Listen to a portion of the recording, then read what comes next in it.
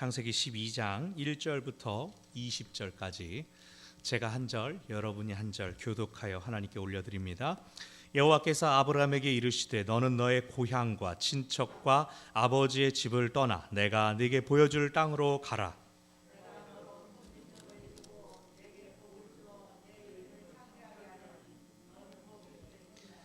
너를 축복하는 자에게는 내가 복을 내리고 너를 저주하는 자에게는 내가 저주하리니 땅의 모든 족속이 너로 말미암아 복을 얻을 것이라 하신지라.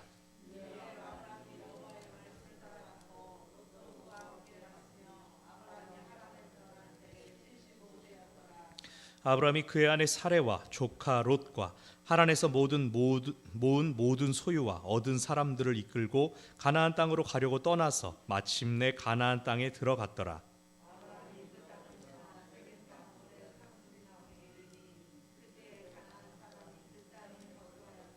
여호와께서 아브라함에게 나타나 이르시되 내가 이 땅을 네 자손에게 주리라 하신지라. 자기에게 나타나신 여호와께 그가 그곳에서 제단을 쌓고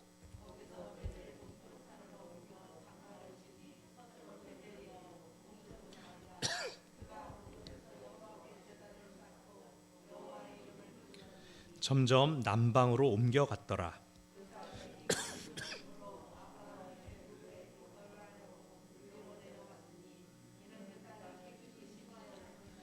그가 애굽에 가까이 이르렀을 때에 그의 아내 사레에게 말하되 내가 알기에 그대는 아리따운 여인이라.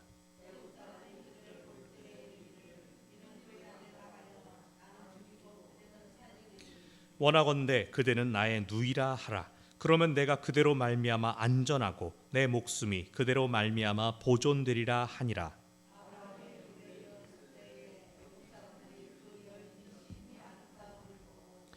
바로의 고관들도 그를 보고 바로 앞에서 칭찬함으로 그 여인을 바로의 궁으로 이끌어 들인지라.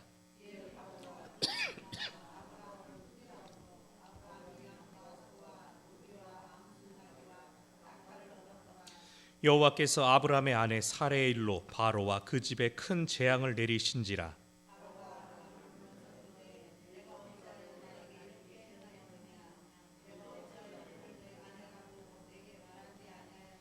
네가 어찌 그를 누이라 하여 내가 그를 데려다가 아내를 삼게 하였느냐. 네 아내가 여기 있으니 이제 데려가라 하고 바로가 사람들에게 그의 일을 명하매 그들이 그와 함께 그의 아내와 그의 모든 소유를 보내었더라. 아멘. 제가 가끔 어렸을 때 보았던 영화가 생각납니다. 엑설런트 어드벤처라는 영화인데 여러분 아십니까? 젊은 키아누 리브스의 모습을 볼 수 있는 89년도 영화입니다. 1989년 영화. 전화 박스에 들어가서 번호를 어떻게 누르면 과거와 미래 자기가 원하는 시기로 마음대로 여행을 할 수 있다고 합니다. 그래서 고등학생 두 사람이 주인공이 과거로 들어가서 역사 속의 영웅들을 데려와서 현재에서 이제 발표회를 끝내주게 하더라. 이런 내용인데 사실 그 영화의 재미있었던 지점들은 우리가 알고 있는 위대한 영웅들이 현 시대로 돌아오게 되면 우리와 똑같은 일상적인 모습들을 가지고 그렇게 살아가더라. 나폴레옹이 워터파크에 가서 아이스크림 패밀리 사이즈를 혼자 다 먹는다든가, 베토벤이 쇼핑몰에 이 전자악기에 심취해가지고 몇 시간 동안 막 악기를 연주를 해가지고 잡혀간다든가 그렇게 나옵니다. 옛날 영화니까요. 이처럼 우리가 어떤 사람을 볼 때 그 사람의 업적, 위대한 일들, 사건들 이런 것들을 주목하고 소소한 일들에 대해서 에피소드에 대해서는 그가 가진 영웅적인 이미지에서 거꾸로 해석하는 경향이 있습니다. 그거는 이러이러해서 그랬을 거야 라고 우리가 이해를 해줍니다. 그러나 한순간에 영웅이 나고 한순간에 위대한 사람으로 일어나는 것이 아니라 수많은 시간들이 쌓이고 쌓여서 그것들이 한 사람을 형성하고 완성하게 된다는 것을 오늘 우리는 다 알고 있죠. 오늘부터 믿음의 조상 아브라함의 이야기가 시작됩니다. 아브라함은 과거에 살았던 한 위대한 인물이기만 한 것이 아니라 한 민족의 기원이기도 하죠. 또 우리는 아무런 혈연 관계가 없지만 아브라함을 믿음의 조상이라고 부릅니다. 아브라함은 그가 가진 이런 타이틀들로 인해서 위대한 인물로 여겨집니다. 그리고 실제로 그도 위대한 믿음의 삶을 살았죠. 하지만 또 그 역시도 우리와 같은 평범한 사람, 또 어찌 보면 우리보다도 못했던 부분도 있었던 사람입니다. 우리가 그 모든 교훈들을 살피면서, 모든 면모를 다양하게 살피면서 이 아브라함 이야기들을 살펴보려고 합니다. 지난 시간에 우리는 아브라함이 부름받기 전에 먼저 가나안 땅으로 부름받은 사람이 있었다는 것을 들었습니다. 그의 아버지 데라가 갈대아 우르에서 가나안으로 가기 위해 가족들을 다 이끌고 출발했죠. 그런데 여기서 우리가 지난 시간에 기억했던 것은 무엇이냐면, 하나님의 부르심은 받기로 정해진 누군가에만 똥 떨어지는 게 아니라는 겁니다. 하나님의 부르심은 하나님을 찾는 모든 사람들, 더 넓게는 눈에 보이는 이 세계 너머를 갈망하는 모든 사람들에게 열려 있습니다. 그래서 우리가 하나님의 부르심에 예민해야 됩니다.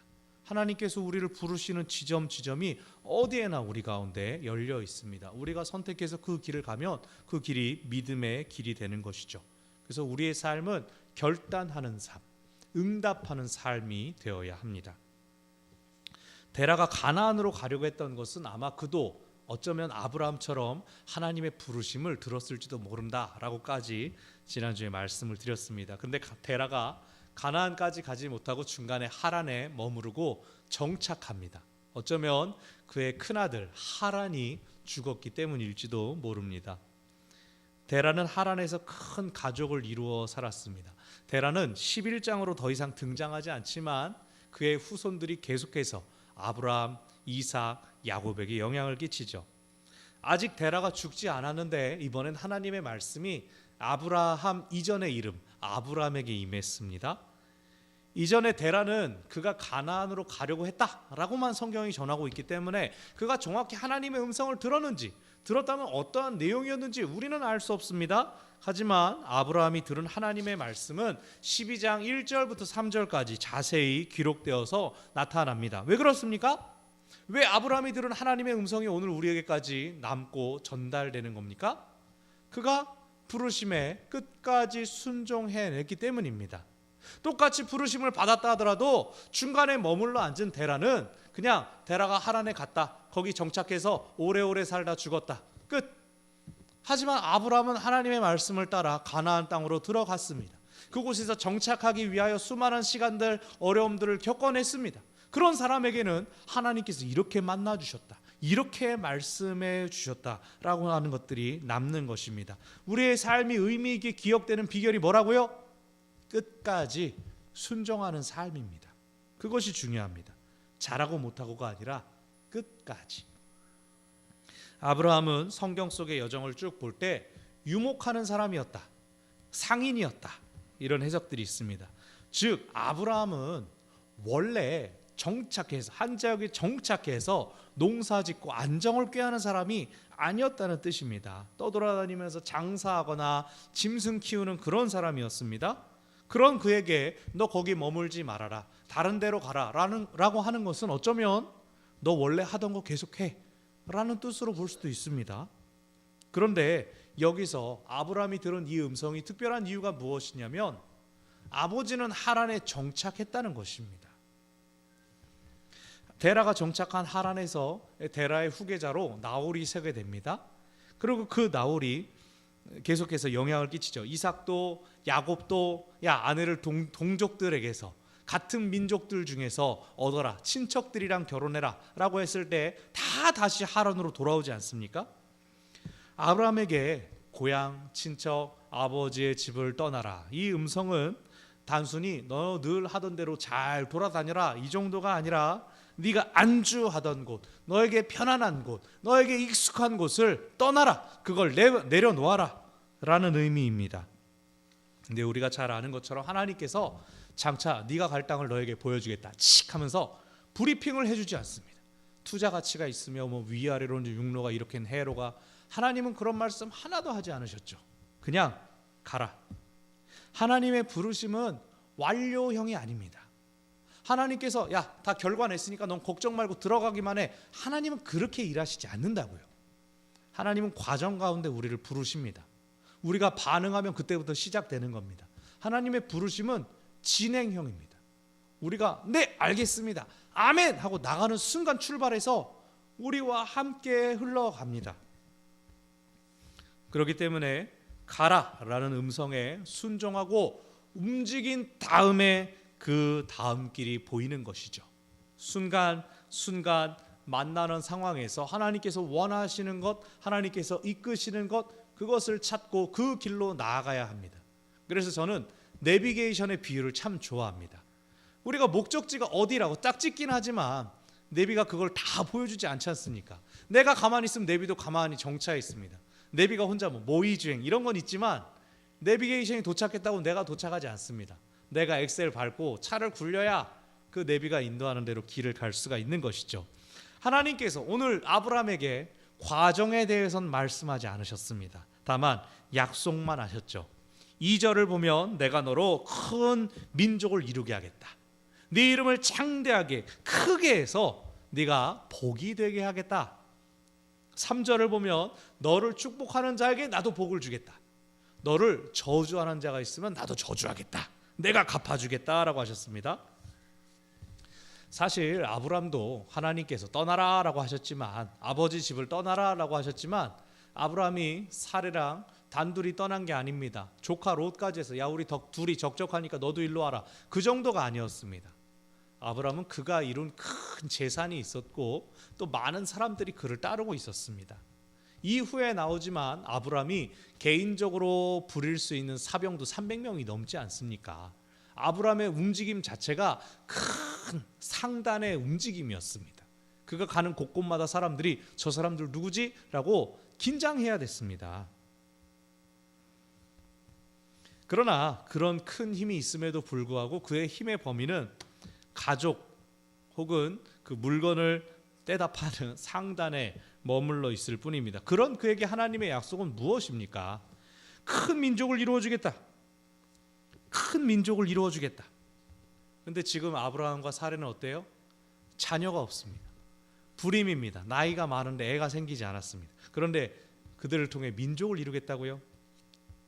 고대에 아버지의 이름을 잇는 자들이 곧 자녀들이었습니다. 자녀가 있어야 그 사람의 이름이 뒤에 길이 기억되는 겁니다. 그 자녀가 자라나면서 아버지의 자랑이 되고 또 그가 아버지의 이름을 잇고 아버지의 후계자가 되는 것이죠. 불임인 아브라함에게 하나님께서 오늘 약속하시는 것은 세상적인 기준으로는 이해될 수가 없는 겁니다. 하나님 약 올리는 거 아니냐? 어쩌면 아브라함도 이 부분은 정확하게 다 이해하지 못했을 수도 있습니다. 하나님이 큰 민족 이루신다고 하시니까 하시겠지, 그러고 그냥 따라 나갔을 수 있습니다.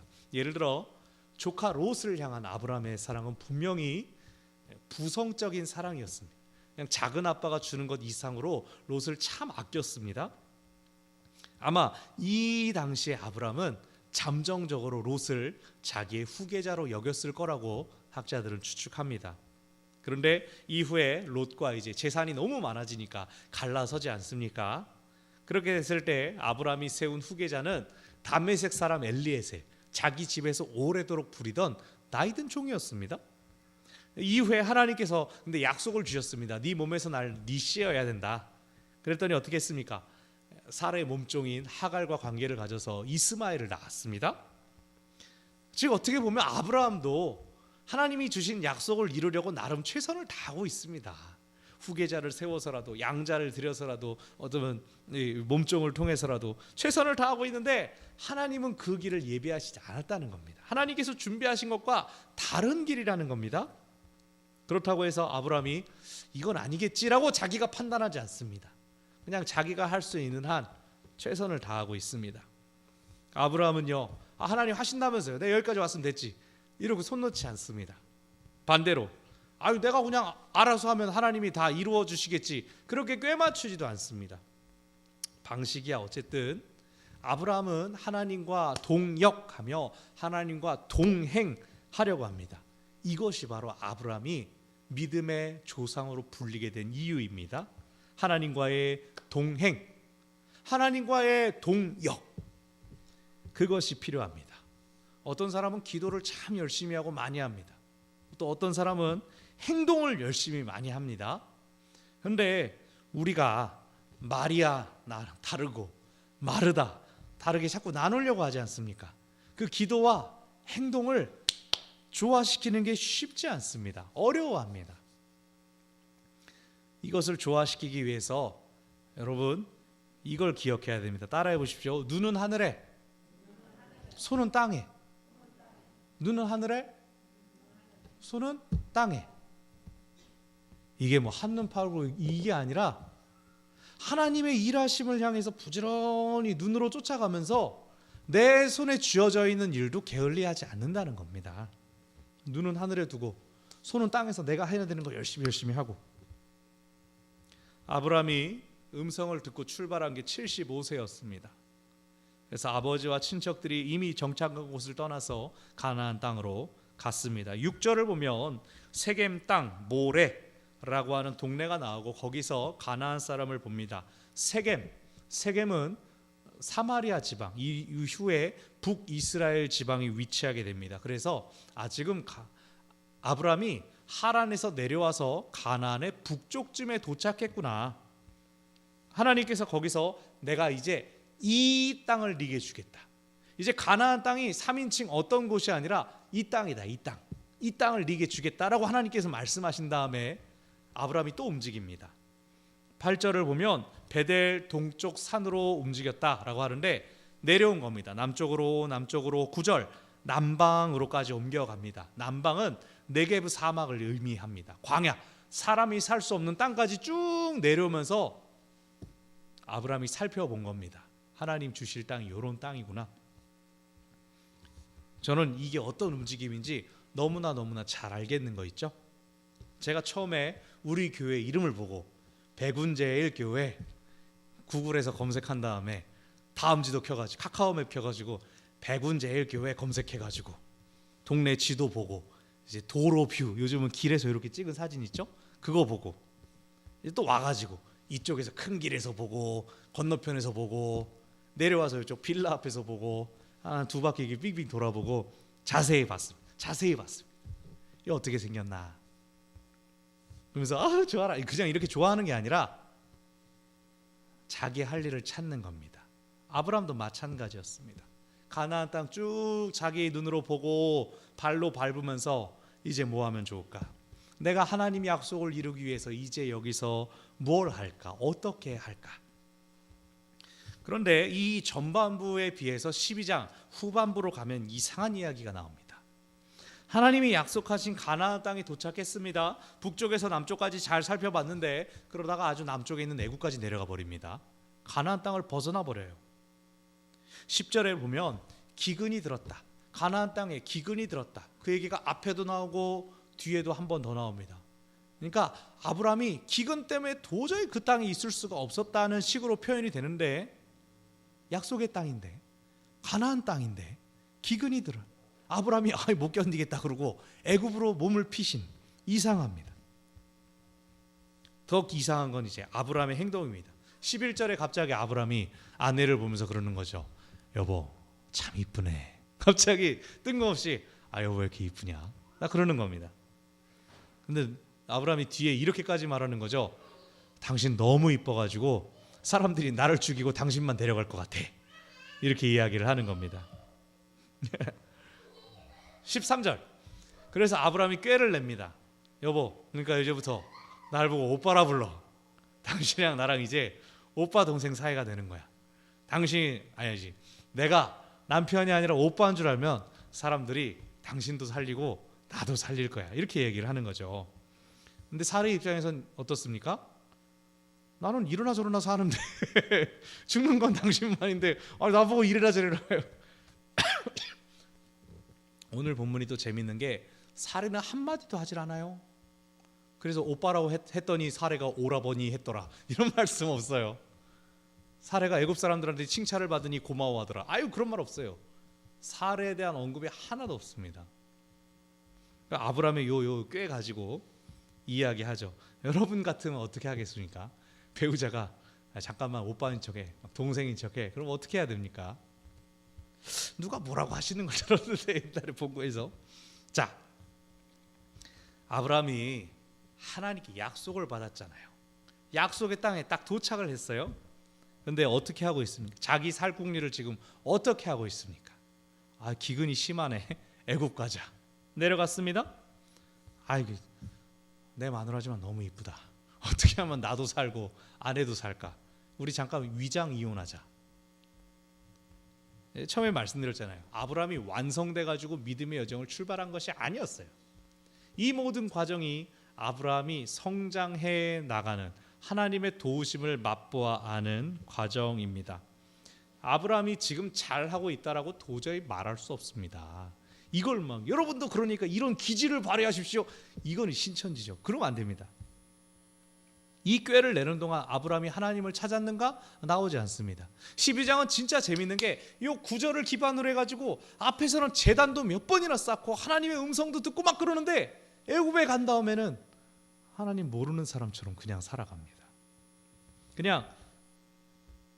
그냥 살려고 하는 한 사람이죠. 근데 놀라운 건 하나님께서 그런 그와 계속해서 함께 하신다는 것입니다. 아브라함의 꾀를 뛰어넘는 돌봄을 하나님께서 허락하여 주십니다. 여기서 아브라함이 잘하는 거 딱 한 가지 있죠. 뭘까요? 자기 아내 이쁘게 보는 거잖아요. 아내 이뻐하는 게 제일 좋은 거죠. 그렇죠? 우리 장로님, 지사님. 여러분 지금 사례가 몇 살일까요? 아브라함보다 10살이 어리죠. 65세입니다. 65세. 이 본문에 대해서 여러 가지 해석이 있습니다. 아기를 낳지 못했기 때문에, 불임이었기 때문에 여성스러움을 여전히 간직하고 있었다라는 이건 좀 너무 남성적이고 좀 못된 해석 같아요. 두 번째, 아브라함 대족장 아브라함의 아내였기 때문에, 그 큰 무리의 사모님이었기 때문에 관리를 잘 받고 이쁨을 받으니까 돋보였다. 그래서 예뻤다. 또 세 번째로, 고대에는 젊은 처녀의 이 신선한 풋풋함보다도 원숙한 여인의 이 어떤 성숙함이 더 아름다움으로 높이 쳐졌다. 여러 가지 해석들이 있습니다. 뭐가 뭔지 모르겠습니다. 아브라함이 자기 아내가 너무 이뻐서 걱정을 했습니다. 그런데 놀랍게도 진짜로 애굽 사람들이 보기에도 이뻤다고 나오죠. 얼마나 이뻤으면은 파라오의 아내가 되어 주십시오. 이렇게 해버립니다. 갑자기 파라오의 아내급으로 이렇게 쑥 올라가는 거죠. 이거는 좋게 생각하자면 아브라함이 가지고 있는 재력이나, 아까 말씀드렸죠. 이만한 대무리가 이동하니까 저 사람들 누구야? 어느 외국의 왕이 아닐까? 우리 좋은 관계를 맺어볼까? 어떤 외교적인 거라고 이해해 볼 수도 있습니다. 물론 거대 제국 애굽이 어디서 사막에서 나타난 족장과 무슨 사돈을 맺으려고 할까요? 이건 아마 옛날 이야기가 가진 과장도 있을 거라는 생각이 듭니다. 자, 아브라함이 처음에 자기의 생명을 건지기 위해서 거짓말을 했습니다. 근데 그 거짓말이 정말 커지지 않았습니까? 진짜로 아내가 바로의 아내가 되어버리면 자기 아내를 잃어버리게 되는 것이죠. 바로 그러한 위기 가운데 하나님께서 개입하셨습니다. 바로와 그의 집에 큰 재앙을 내리셨다. 그 재앙을 통해 바로가 하나님을 깨닫게 됩니다. 이 바로가 모든 사실을 알게 되자 아브라함을 불러서 네가 감히 나에게 거짓말을 해, 야 이 사기꾼아, 그러면서 혼내지 않습니다. 왜 그랬어? 그러면서 나 죄질 뻔했잖아. 이런 바로가 어디 있습니까? 출애굽기의 바로는 완전 딴판인데요. 결혼 지참금으로 많은 재물을 주었는데 그거 이제 결혼 무효니까 다시 토해내 하지 않고 그냥 그거 다 가지고 돌아가라라고 잘 보내줍니다. 세상에 이런 이야기가 어디 있습니까? 그냥 옛날 이야기죠. 기근이 심해서 애굽으로 갔는데 위장 이혼했다가 사기 결혼으로 지참금을 많이 얻어왔네. 그냥 플로우는 이렇게 흘러갑니다. 아브라함이 왜 그렇게 재물이 많아졌다? 애굽에 갔는데 파라오가 퍼졌다. 아브라함에게 있었던 아주 그 작은 얕은 꾀들을 통해서 하나님이 역전시켜 주셨다. 바꾸어 주셨다. 그래서 가나안에 정착할 재원을 애굽에서 받아오는 게 되는 겁니다. 여기에 이 이야기가 들어가는 이유는 출애굽 때 이스라엘 민족이 출애굽할 때 애굽 사람들에게 그 재물을 받아내는 이야기가 여기서 출발하게 되는 겁니다. 거꾸로 그 이야기가 여기로 왔을 수도 있어요. 하나님의 약속을 받은 아브라함은 자기 생각과 자기 꾀로 위기에 처했을 때 하나님의 도우심으로 화가 복이 되는 것을 경험합니다. 무사히 돌아오게 됩니다. 그것이 12장의 이야기입니다. 사랑하는 여러분, 오늘 본문이 주는 세 가지 도전이 있습니다. 첫 번째, 하나님께서 명령하실 때 곧장 순종하는 아브라함의 모습입니다. 여러분, 3절과 4절 사이에 공백이 없습니다. 3절에서 하나님께서 땅의 모든 족속이 너로 말미암아 복을 얻을 것이라 하신지라. 4절, 이에 아브라함이 여호와의 말씀을 따라갔다. 옛날에 이와 비슷한 사람이 있었습니다. 하나님께서 노아에게 방주를 지어라, 홍수 낼 테니까. 그러니까 노아가 바로 방주를 짓기 시작합니다. 믿음의 사람들 공통점은 행동한다는 겁니다. 바로 즉각 움직인다는 겁니다. 순종은 사실 누구나 할 수 있습니다. 이거 하세요. 네, 알겠습니다. 그냥 사랑하는 마음으로, 섬기는 마음으로 다 할 수 있습니다. 아니, 막말로 길에서 잠깐 이거 좀 주워줄래요? 그럼 딱 주워줄 수 있죠. 다 순종하죠. 그러나 보장된 것이 없는 가운데로 뛰어드는 것, 그것은 아무도 못하는 것이죠. 아무나 할 수 있는 일이 아닙니다. 여러분, 근데 잘 생각해 보십시오. 우리 삶에 무엇이 보장되어 있습니까? 우리 당장 내일을 기약할 수가 없어요. 알 수가 없어요. 자는 동안에 무슨 일이 있을지 아무도 모릅니다. 자, 대입시험 생각해 봅시다. 원하는 대학에 합격한다고 해서 인생이 달라지나요? 우리가 쭉 살아보고 나니까 그 대학 내가 그때 못 가서 안 됐지 라고 됩니까? 혹은 반대로 내 그 대학에 갔으니까 내가 원하는 내 모습 완성했지 라고 합니까? 지금 우리의 입장에서는 사실 그냥 인생 가운데 한번 만나는 큰 턱일 뿐입니다. 명문대에 간다고 뭐 평탄한 길이 열리는 것도 아니고, 그래도 혹시 모르니까 가라. 혹시 모르니까 일단 공부해서 성적 올려놔라. 무슨 뜻입니까? 그 뒤에 어떻게 될지는 몰라. 보장된 게 없다라는 뜻입니다. 근데 세상에서는 그렇게 하지 않습니까? 그냥 그 미래를 저당 잡고 현재를 막 학원에 집어넣고 막 재수하고 장수하고, 이 대입시험을 예로 들었지만 무엇이든 다 마찬가지 아닙니까? 우리는 하나님의 음성을 듣고 즉각적인 순종을 해서 복을 받은 사람들의 이야기, 간증 참 많이 듣고 은혜도 받고 도전도 받습니다. 제가 얼마 전에 들은 어떤 목사님의 이야기, 구두가 다 낡아 떨어져가지고 낭낭 자고 구두가 걸을 때마다 입을 벌리는 거예요. 그거를 너무 가엾이 여긴 권사님께서 구두 상품권을 사모님한테 이거 목사님 구두 사드리세요 하고 딱 드렸대요. 그랬는데 사모님 아이고 감사합니다 딱 하는데 그 교회 전도사님 구두가 빵꾸난 게 눈에 딱 보이네.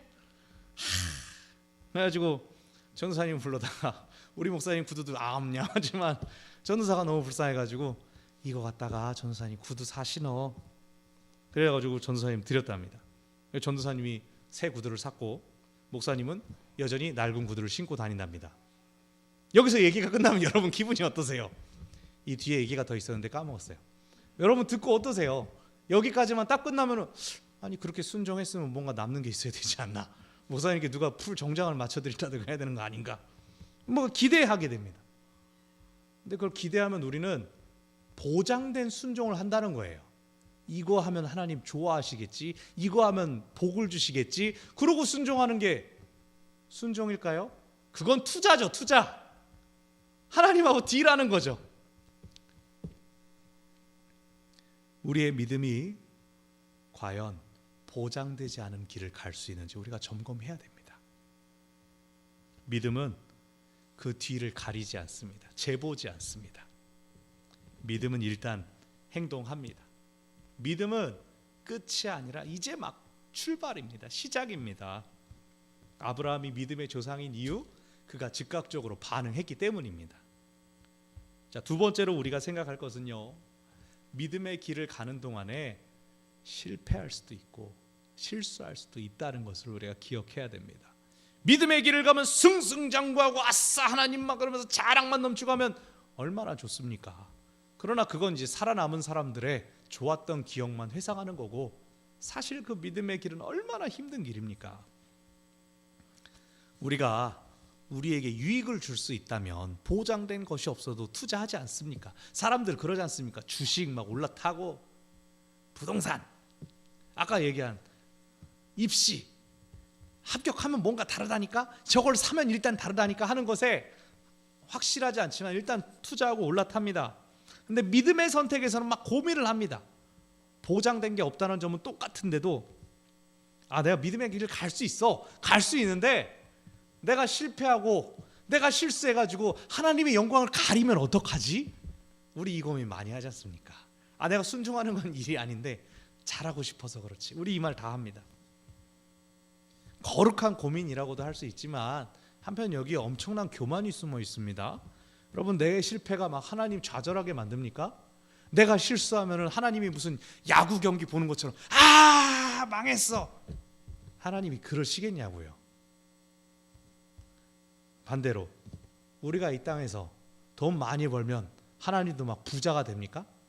우리가 이 땅에서 얼마나 돈을 많이 벌어야 하나님한테 뭐 집 한 평이라도 해드립니까? 아무 상관없어요.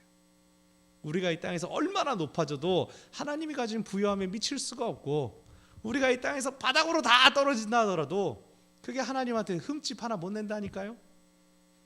하나님은 우리의 성공과 실패에 조금도 흔들리지 않으십니다. 여러분, 우리가 이스라엘 역사를 보잖아요. 나라가 세워지든 나라가 막 통일 왕국이 되든 망하든 사라지든 하나님은 여전히 하나님이십니다. 물론 우리를 보는 사람들은 우리가 실수하고 실패하는 걸 보면 하나님을 흉볼지 몰라요. 교회를 욕하고 목사를 욕하고. 그러나 우리가 잘 알잖아요.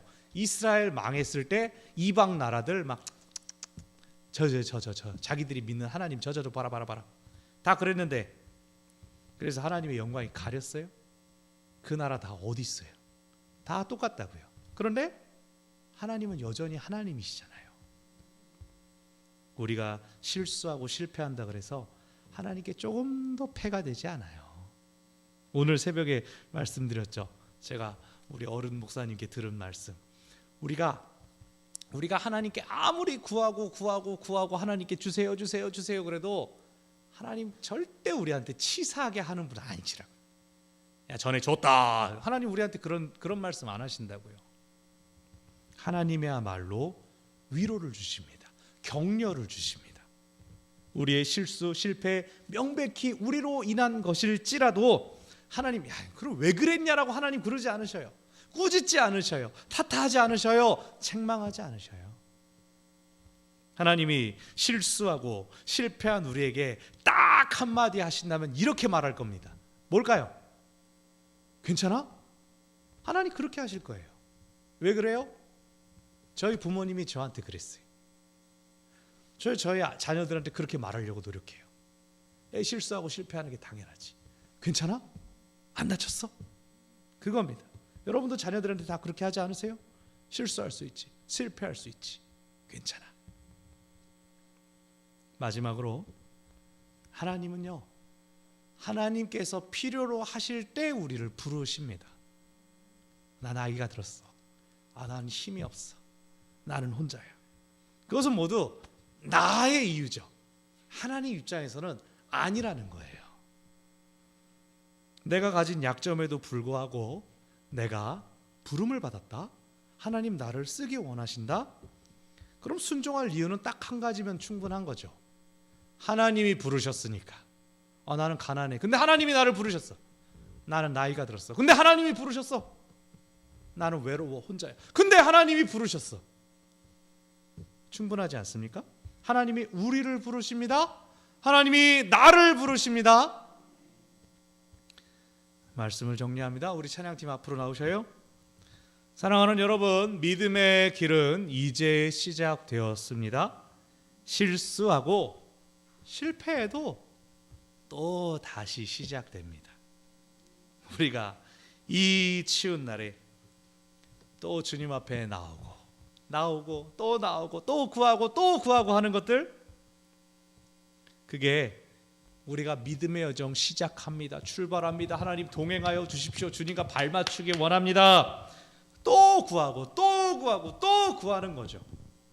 지금 당장 우리가 할 수 있는 것은 오늘 아브라함처럼 실수가 많고 부족하고 연약할지라도 일단 시작된 그 믿음의 여정을 한 걸음 한 걸음 나아가다 보면 우리와 함께 하시는 하나님, 괜찮냐고 우리를 다시 위로하시고 세워주시는 그 하나님을 발견하고 더 친밀하고 더 가깝게 마침내 하나님과 함께 발 맞춰가는 그 은혜를 우리 모두가 누리게 될 것입니다.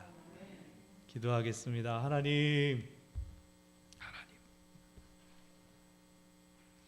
우리의 처지와 상황에 대하여 판단하거나 평가하지 않으시고 우리를 부르시는 하나님, 우리를 초대하시는 하나님, 주님의 음성을 듣습니다. 주님의 그 초대의 음성에 우리가 응답하여 나아가기 원합니다. 아버지, 저희의 자리에서, 저희를 보내신 그 모든 삶의 자리에서 저희의 믿음의 여정을 인도하여 주십시오. 갈 바를 알려주시고 때로 넘어지고 뒤로 물러나는 일이 있어도 꾸짖지 않으시는 그 하나님의 사랑 의지하여 믿음의 여정을 얼마든지 다시 시작할 수 있음을 기억하게 하여 주십시오. 여전히 망설이게 되는 것들이 나의 이유인지 하나님의 이유인지를 돌아보고 하나님께서 부르셨다, 그것만으로 충분한 우리의 믿음의 여정이 되게 하여 주시옵소서. 예수님의 이름으로 기도합니다. 아멘. 우리 아까 했던 찬양, 세상은 들리고 사람들 변해도